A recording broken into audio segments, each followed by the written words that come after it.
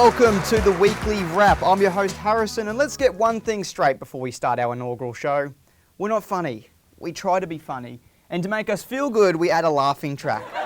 This show is what happens when you mix big ambition, small talent, and zero budget. So lower your expectations, turn up the volume, and pray to any god that you believe in. We hope this all ends quickly. But until then, let's get to the news.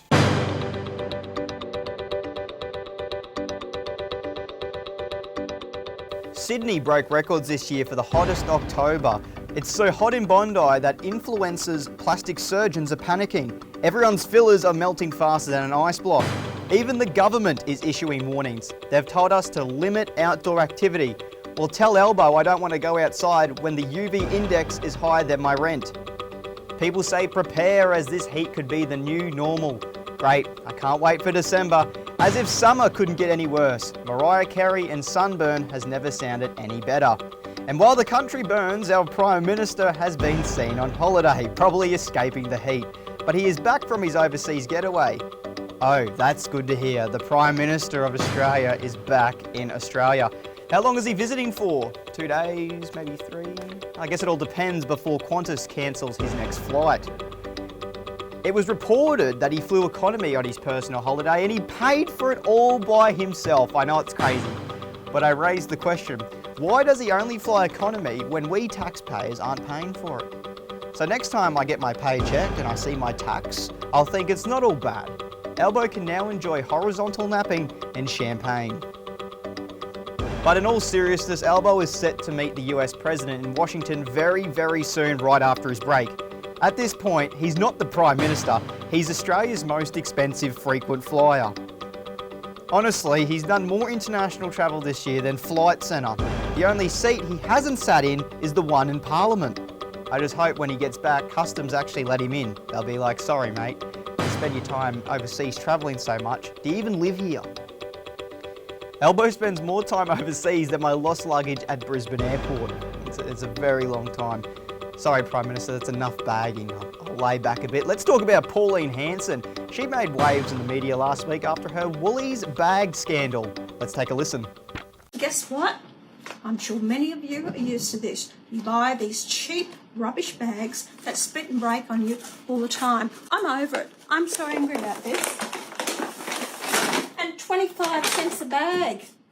I'm sure many of you know how I feel about that. Of course, I had to buy it, didn't I? Because I'm in Canberra and I didn't carry my own bags with me. This is what you have to put up with. So for the cost of living, I'm telling Woolies and Coles, get your act together with the bags.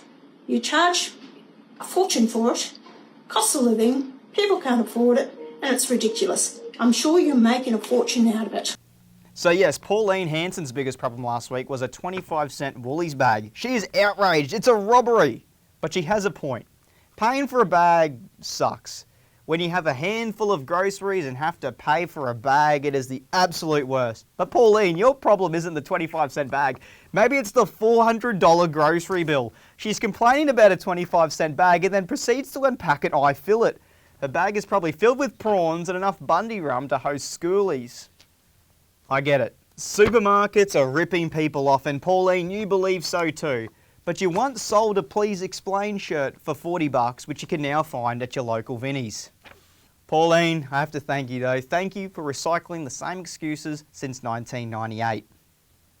The unemployment rate in Australia is at a 4-year high, sitting at 4.5%. But who's to blame? Well, probably your gran who told you to pursue your hopes and dreams, give up and get a job. But you got to think from the glass half full perspective, you know. If there's 4.5% of people who are unemployed, there's probably 95.5% of people who hate their life. It's not a week in the news without another Optus outage. Remember the Optus outage a few weeks ago?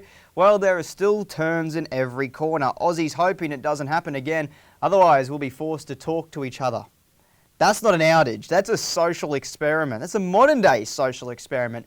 People were so upset about the outage, they lost access to Uber, Spotify and Google Maps, which basically means they lost their whole personality. The outage left emergency service calls out for hours, which is terrifying because if you're with Optus, you can't even call to complain about not being able to call. But there was some good news about the outage. No spam calls, no spam texts, no scammers, and no one-time password emails, which is always a positive. The telco has since issued an apology, which usually means we hope you forget about it by Tuesday, and they offered everyone who has been affected free data as compensation, which sucks. That's like crashing your friend's car and being like, don't worry mate, full tank, all good.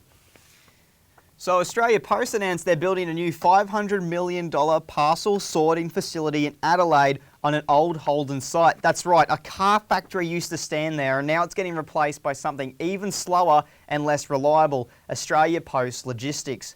They say it's going to be a state-of-the-art facility, which is great because now your package can get lost by the latest technology. So with this new factory with thousands of conveyor belts, I don't know if Adelaide should be scared, excited or terrified. Personally, I'm terrified for the next thing I purchase. At this rate, my parcel will likely spend more time in Adelaide than the Prime Minister does in Canberra. And in a story that's hopping straight off the weird news page, a woman reportedly ate 8 live frogs to relieve her back pain. Yes, 8 frogs. While the human body may be a mystery, one thing's clear, frogs are not on the menu. And today we're hopping into the ethical side of this story with a very concerned guest, a frog with strong opinions on frog abuse. Please welcome Kermit the Frog. Hi-ho! I have to say I'm deeply troubled.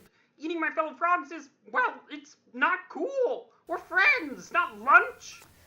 Look, Kermit, thank you for joining us. I thought of you straight away when this happened. What were your thoughts hearing about this woman? Shock! Horror! It's a family reunion gone wrong! It's 8 frogs, for farm's sake! 8 frogs! We can't cure back pain, so avid eating has changed that! We eat frogs to get back pain, but you don't see us eating each other to cure it! Yeah, Kermit, could this actually help with back pain? Let me put it this way. Can a frog jump higher than a building? No! Of course not! We couldn't if we tried, but it's a poor life choice either way. One time, Miss Piggy asked if I could fix her back problems, and I said I could if I put her in the oven for 3 hours. Okay, Kermit, you don't have to tell me about your personal life. Some argue that it was the woman's choice. I mean, everyone is entitled to their own choices and their actions. Look, Harrison, I get that, but choice is out of the question when it's at the expense of my friends. That's like claiming you're entitled to drive a lawnmower on the freeway because someone enjoys mowing their lawn. Yeah, weird concept, Kermit, but sure. Look, does this raise bigger questions with animal welfare issues in the world? I'm not vegan, I eat bugs, but I don't eat animals with a conscience. Frogs live and breathe, they hop, they sing, and some of us have a hand up our back, but we're not using them as a human painkiller. That's not cruel, that's absurd! Look, what would you say if, you saw the woman face to face? I'd look her in the eyes and say, listen here, b****. Frogs aren't medicine, frogs aren't snacks. You got back pain, try yoga, not Yoda. Okay. Final thoughts, Kermit. Sometimes it's not easy being green. You leave the swamp for 1 week and look what happens. Thank you for your time. I'm gonna go rethink my actions on your program. Sorry, folks. Maybe I should stick to being a musician. Alright, Kermit the Frog, everyone. A little more feisty than I remember. But it's time for our last story of the day.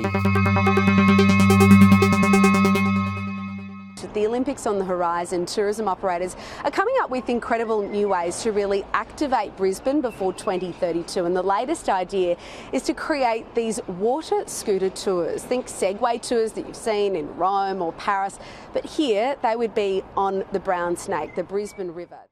So yes, the Brisbane City Council wants to put e-scooters on the water. The same council that's trying to ban e-scooters on land now thinks we should ride them in rivers.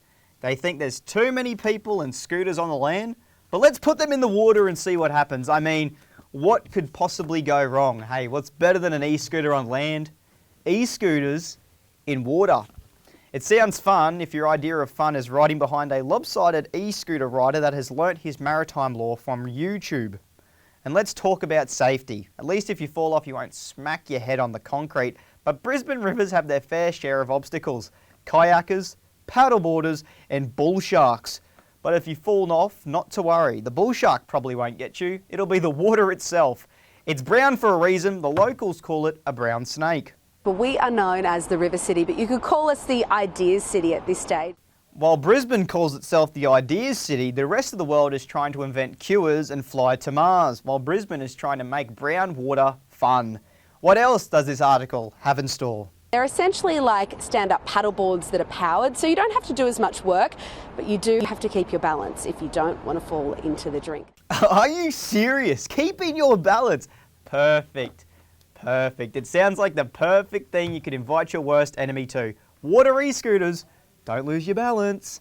So next time someone asks why Brisbane is famous for weird ideas, just point to the river, because nothing screams innovation like the risk of drowning, maritime law, bull sharks, deadly water bacteria, and using your enemies as test riding all on a single e-scooter. It's time to take to the streets and see what Brisbane City has to offer as we await for these new e-scooters.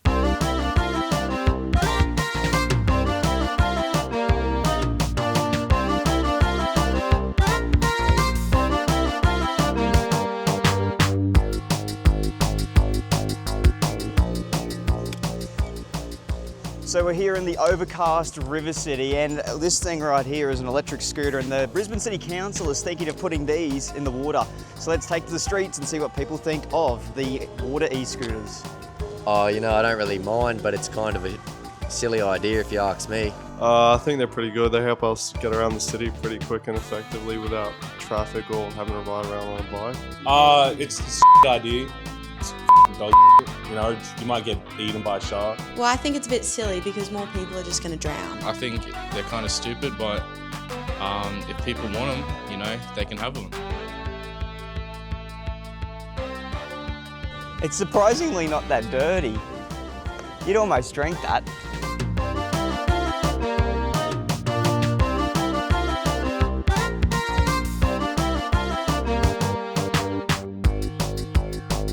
On a rainy day like today, water e-scooters would probably be not fun at all. And when the rain comes out, the Brisbane population clears away. So who are we going to talk about water e-scooters to? Well, as of now, probably no one. So for now, I would say water e-scooters, it's a big fail by the Brisbane City Council. And although there's no e-scooters on water, there's e-scooters in water. So what did we learn today? We learnt that rivers are brown for a reason. Bull sharks are not your friends. E-scooters belong on land. Parcels take gap years. Back pain does not require live frogs. And the Prime Minister travels more than your luggage. Thank you, good night, and whatever you do, don't ride an e-scooter in the Brisbane River. Good night.